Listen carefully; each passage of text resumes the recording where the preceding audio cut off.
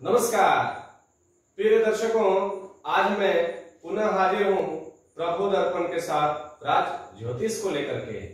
पिछले एपिसोड में मैं बताया था कुंडली के 12 भाव की।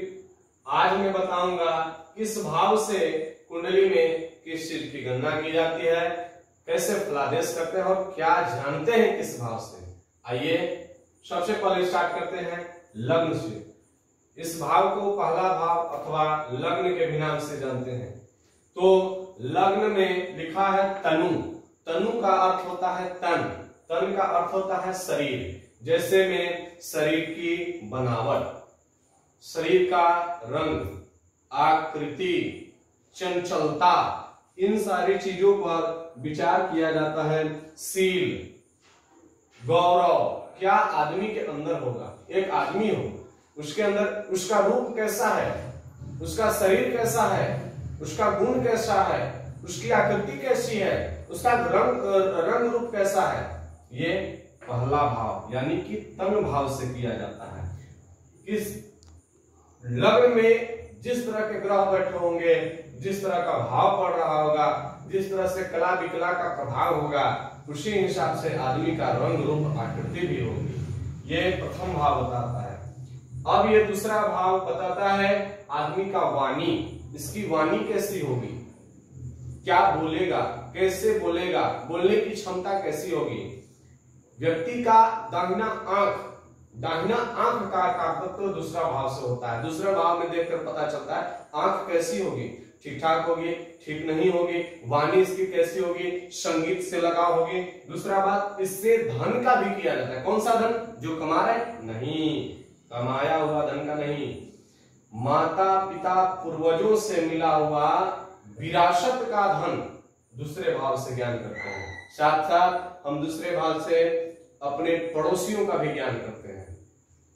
तो ये दूसरा भाव होता है जिससे हम सब संपत्ति, कुटुंब और धन, वाणी, संगीत इत्यादि चीजों को दूसरे भाव से जान पाते हैं। अब होता है तीसरा भाव। तीसरा भाव हमें बताता है सहज।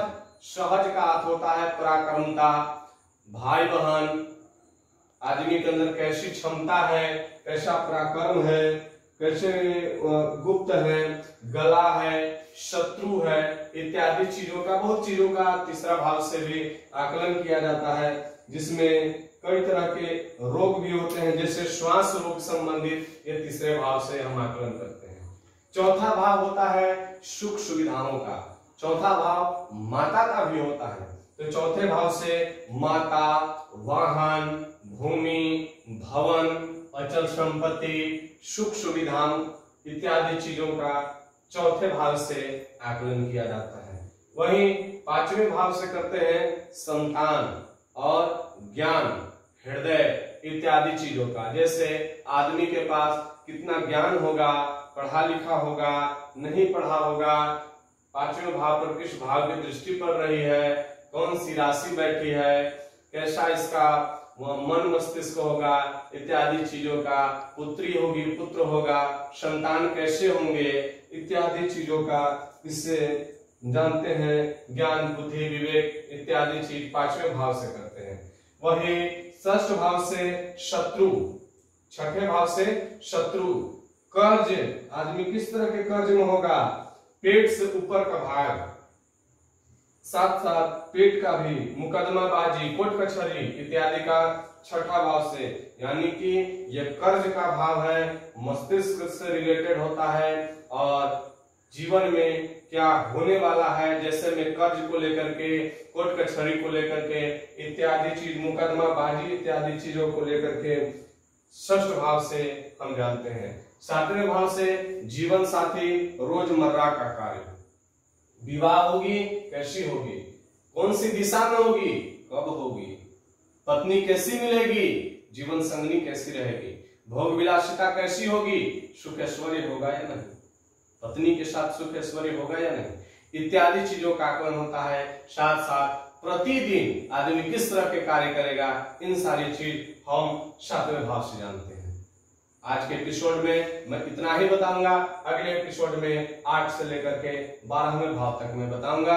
आज 7 एपिसोड तक मैं बताया हूं। एक बात का ध्यान रखें मित्रों, यदि आपको अपनी जन्म कुंडली का विश्लेषण करवाना हो, आप अपनी जन्म कुंडली दिखवाना चाहते हैं, अपने भाग्य भविष्य से रिलेटेड कुछ चीज भी जानना चाहते हैं, तो संपूर्ण विश्लेषण के लिए दिए गए व्हाट्सएप नंबर पर अपनी जन्म तिथि, जन्म समय, जन्म स्थान और नाम, ये 4 चीज हमें भेजकर अपने भाग्य भविष्य के बारे में जान सकते हैं, अथवा आप हमें कॉल भी कर सकते हैं। बोर्ड पर नंबर लिखा गया है, आप इसे उतार सकते हैं, आप हमें कॉल करके अपनी कुंडली का विश्लेषण करवा करके संपूर्ण चीज सटीक जान सकते हैं।